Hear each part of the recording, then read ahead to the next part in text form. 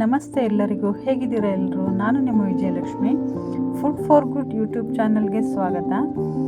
ನಾನಿವತ್ತು ರುಚಿಯಾಗಿರುವಂತಹ ತುಂಬಾ ಈಸಿಯಾಗಿ ಮಾಡ್ಕೊಳ್ಳೋವಂತಹ ಟೊಮೆಟೊ ರಸಮ್ನ ಮಾಡ್ತಾಯಿದ್ದೀನಿ.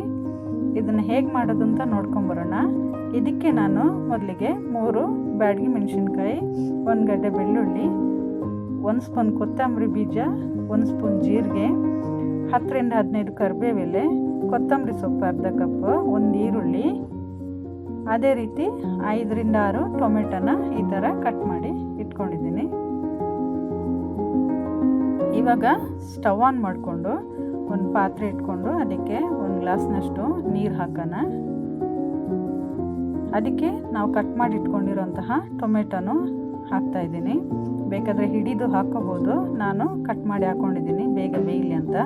ಅದಕ್ಕೇ ಮೆಣಸಿನ್ಕಾಯಿ, ಈರುಳ್ಳಿ, ಬೆಳ್ಳುಳ್ಳಿ, ಕೊತ್ತಂಬರಿ, ಆಮೇಲೆ ಜೀರಿಗೆ ಎಲ್ಲದನ್ನು ಹಾಕಿ ಬೇಯಕ್ಕಿಡೋಣ. ಒಂದು 3 ನಿಮಿಷ ಚೆನ್ನಾಗಿ ಬೇಯಲಿ. 3 ನಿಮಿಷ ಆಗಿದೆ ನೋಡಿ, ಚೆನ್ನಾಗಿ ಬೆಂದಿದೆ. ಇಷ್ಟು ಬೆಂದರೆ ಸಾಕು. ಇವಾಗ ಸ್ಟವ್ ಆಫ್ ಮಾಡ್ಕೊಳ್ಳೋಣ. ಇವಾಗ ಇದನ್ನು ಒಂದು ತಟ್ಟೆ ತಗೊಂಡು ಆರಕ್ಕೆ ಹಾಕ್ಕೊಳ್ಳೋಣ. ಎಲ್ಲದನ್ನು ತೆಗೆದು ಈ ಥರ ಆರಕ್ಕೆ ಇಟ್ಕೊಳ್ಬೇಕು.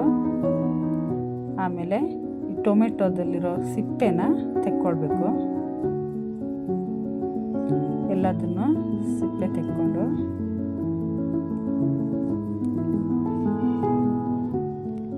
ಇದನ್ನು ನುಣ್ಣಗೆ ರುಬ್ಕೊಳ್ಳೋಕ್ಕಿದೆ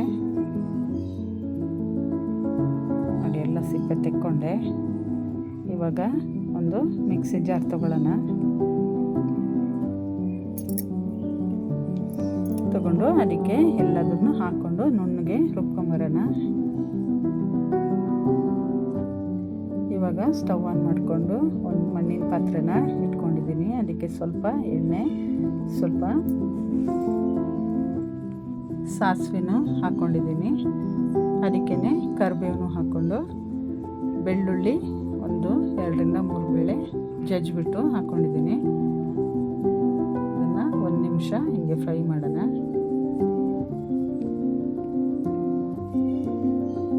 ಒಗ್ಗರಣೆಗೆ ಬೆಳ್ಳುಳ್ಳಿ ಹಾಕೋದ್ರಿಂದ ಒಳ್ಳೆ ಫ್ಲೇವರ್ ಕೊಡುತ್ತೆ ಸಾರಿಗೆ. ಇದಕ್ಕೆ ಇವಾಗ ರುಬ್ಬಿಟ್ಕೊಂಡಿರೋಂತಹ ಮಸಾಲೆನ ಹಾಕ್ಕೊಳ್ಬೇಕು. ಹಾಕ್ಕೊಂಡಂಗೆ ಎಣ್ಣೆಯಲ್ಲಿ ಸ್ವಲ್ಪ ಫ್ರೈ ಮಾಡ್ಕೊಳ್ಳೋಣ. 1 ನಿಮಿಷ ಹೀಗೆ ಫ್ರೈ ಮಾಡಿಕೊಂಡು ಆಮೇಲೆ ನೀರು ಹಾಕ್ಕೊಳ್ಬೇಕು.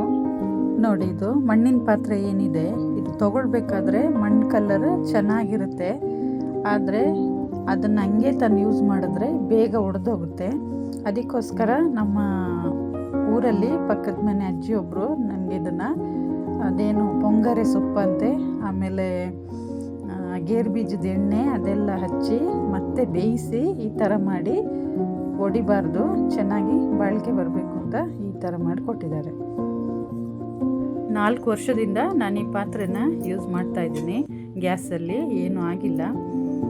ಇದಕ್ಕೇ ಸ್ವಲ್ಪ ಹಿಂಗೆ ಹಾಕ್ಕೊಂಡು 1 ಸ್ಪೂನ್ನಷ್ಟು ಹುಣಸೆಹಣ್ಣಿನ ರಸ ಹಾಕ್ಕೊಂಡು ಅದಕ್ಕೇ ನೀರು ಹಾಕ್ಕೊಂಡು ನಮಗೆ ಸಾರು ಯಾವ ಹದಕ್ಕೆ ಬೇಕು ಆ ಹದಕ್ಕೆ ಮಾಡಿಕೊಂಡು ಕುದಿಯೋಕ್ಕಿಡೋಣ.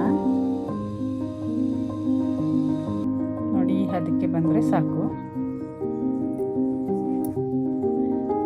ಒಂದು ಅರ್ಧ ಸ್ಪೂನ್ನಷ್ಟು ಉಪ್ಪು ಹಾಕೋಣ. ಈಗ ಇದನ್ನು ಮುಚ್ಚಿಟ್ಟು 2 ನಿಮಿಷ ಚೆನ್ನಾಗಿ ಕುದಿಯಕ್ಕೆ ಬಿಡೋಣ. 2 ನಿಮಿಷ ಚೆನ್ನಾಗಿ ಕುದ್ದಿದೆ ನೋಡಿ, ಎಷ್ಟು ಕುದ್ರೆ ಸಾಕು. ಇವಾಗ ಸ್ಟವ್ ಆಫ್ ಮಾಡಿಕೊಂಡು ಅದಕ್ಕೇ ಸ್ವಲ್ಪ ಕೊತ್ತಂಬರಿ ಸೊಪ್ಪನ್ನು ಹಾಕಿ ಮಿಕ್ಸ್ ಮಾಡೋಣ.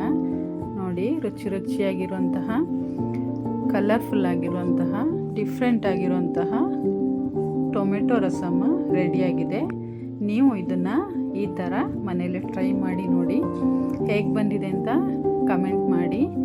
ಈ ರೆಸಿಪಿ ನಿಮಗೆ ಇಷ್ಟ ಆಗಿದ್ದರೆ ಲೈಕ್ ಮಾಡಿ, ನಿಮ್ಮ ಫ್ಯಾಮಿಲಿ ಫ್ರೆಂಡ್ಸ್ಗೂ ಶೇರ್ ಮಾಡಿ, ಹಾಗೂ ನಮ್ಮ ಚಾನಲ್ನ ಸಬ್ಸ್ಕ್ರೈಬ್ ಮಾಡಿ. ಪಕ್ಕದಲ್ಲೇ ಬರೋಂಥ ಬೆಲ್ ಐಕಾನ್ನು ಕ್ಲಿಕ್ ಮಾಡಿ. ಇನ್ನೊಂದು ಹೊಸ ರೆಸಿಪಿ ಜೊತೆ ಸಿಗೋಣ. Thank you for watching.